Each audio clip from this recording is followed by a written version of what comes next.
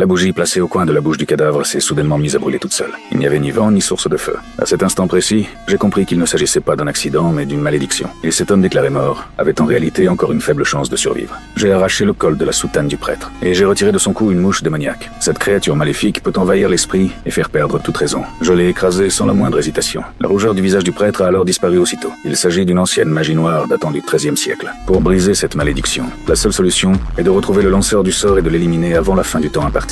Alors que je m'apprêtais à partir, j'ai soudain remarqué que le prêtre s'était volontairement coupé le bout du doigt. Il semblait essayer de me transmettre un message. J'ai feuilleté le livre qu'il portait sur lui, et j'ai reconstitué un texte caché en suivant les traces de sang. Lorsque tous les mots ont formé une phrase complète, je suis resté figé. Souviens-toi de ma mort. Cette phrase a frappé mon esprit comme un coup de marteau. 800 ans plus tôt, j'avais affronté la reine des sorcières, avec une épée de flamme à la main, et j'avais péri avec elle dans les flammes. Pourtant, la mort ne m'a finalement pas emporté. Avant de mourir, la reine des sorcières m'avait lancé une malédiction. Elle m'avait accordé l'immortalité. Au fil des siècles, ce souvenir était devenu flou. Il était enfoui au plus profond de ma conscience. Pour retrouver la vérité, je me suis rendu dans un bar fréquenté par des sorcières. J'espérais y obtenir une potion de mémoire, capable de réveiller ces souvenirs oubliés. En tant que chasseur de sorcières vivant depuis près de 1000 ans, mon nom suffisait à inspirer la peur à toutes les sorcières. Au moment où j'ai franchi la porte du bar, les clients se sont précipités vers la sortie. Le lieu a aussitôt sombré dans le chaos. La propriétaire du bar, Chloé, m'a lancé un regard glacial. Son regard était si perçant qu'il aurait pu faire tourner du lait. Elle m'a dit de partir ou de payer les dégâts. Après avoir accepté de prendre tous les frais à ma charge, elle a finalement accepté de préparer la potion pour moi. Elle a sorti une seringue et a injecté la potion dans une cerise.